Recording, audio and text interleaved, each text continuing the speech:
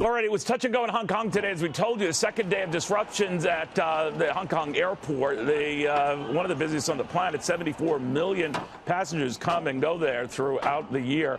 But it was shut down, and it got a little violent today, and it got a lot of folks very, very worried today. Georgia Republican ranking member of the House Judiciary Committee, Doug Collins, on that and so much else. Congressman, very good to have you. Neil, it's good to be with you.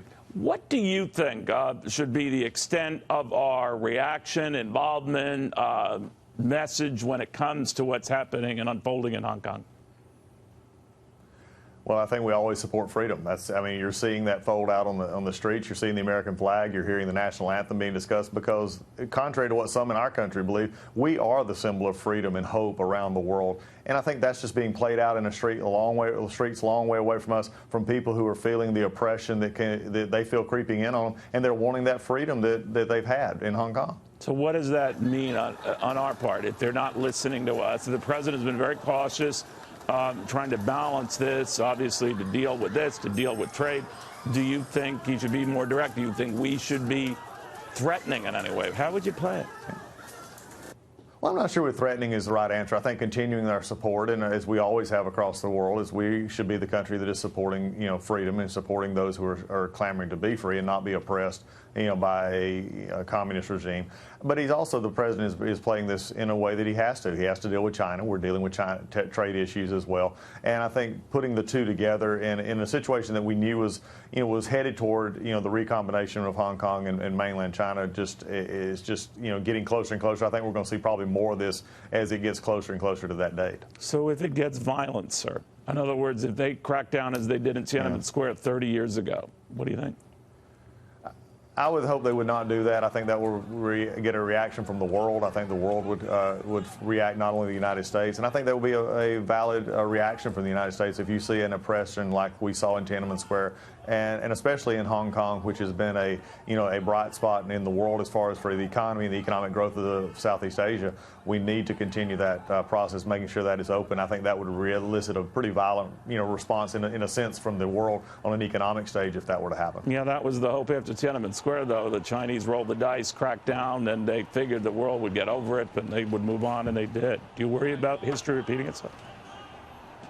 A little bit, but this is different. Inside, they could just sort of swallow up the Tiananmen Square incident. They could just go back into their old. And again, this was also, there's a different time here, Neil. You're dealing in a much different China than we dealt with back then. And I think that's something to keep in mind. They're also having now to take into account their position on the world stage, their economic position. And also Hong Kong is very different than something happening internally there in Beijing. So I think that it is a little bit different in that regard. It will be very hard to cover this up. The market stormed back today on the notion that maybe the president was dangling a carrot to the Chinese to delay some tariffs, and that hopes are building that there can be a deal. Do you think we're close to a deal? Do you fear that our hopes just got up, or what?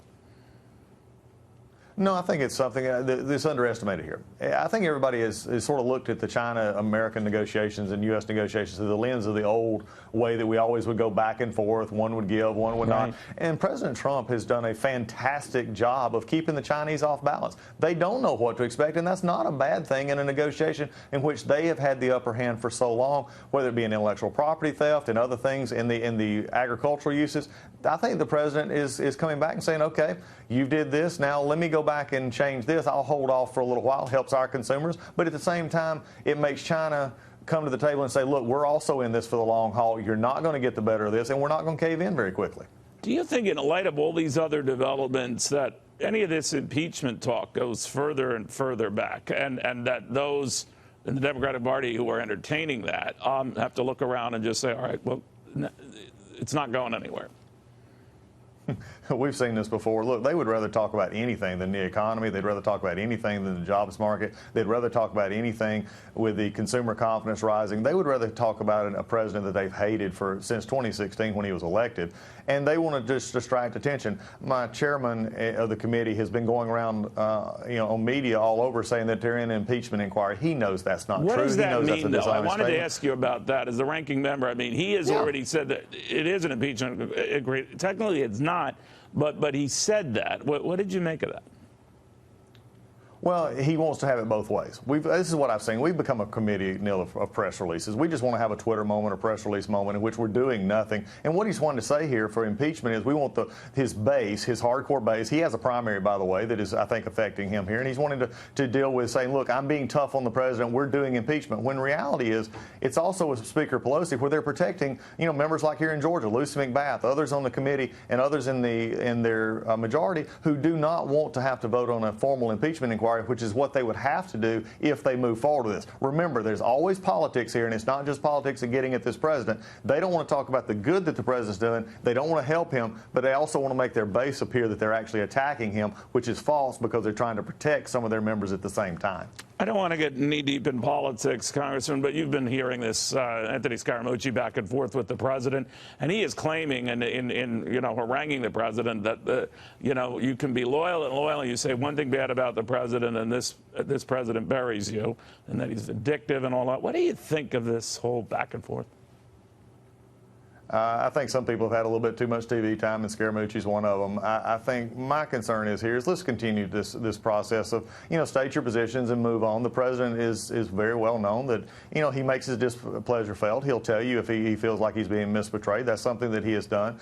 And look, TV, folks going on TV and stating their positions, it also, let's be very frank, it helps them in their position to get more airtime as well. But I think what we need to focus on is what the president's trying to focus on. Let's fix the economy. Let's get a trade agreement done with Canada and Mexico, which Speaker Pelosi is holding up right now. She is what is holding up a trade agreement that is good for Mexico, the U.S., and Canada. We need to get that done. And then let's also get on, while we're at it, let's actually do what we're supposed to be doing and have some bipartisan work on immigration and things that matter to everyday Americans. Schools started back. People are wanting to make sure that their economy is good. They want to get their kids in school. They want to have to give them the education that they need. Yeah. And those are the kind of meat and potatoes issues that Americans care about. Unfortunately, we're just not doing those right now. Real quickly, while I have you, sir, the Jeffrey Epstein suicide is raising a lot of eyebrows, how it could have happened, and it's sort of, nursing a lot of these big conspiracy theories. Do you find it suspicious the way he died?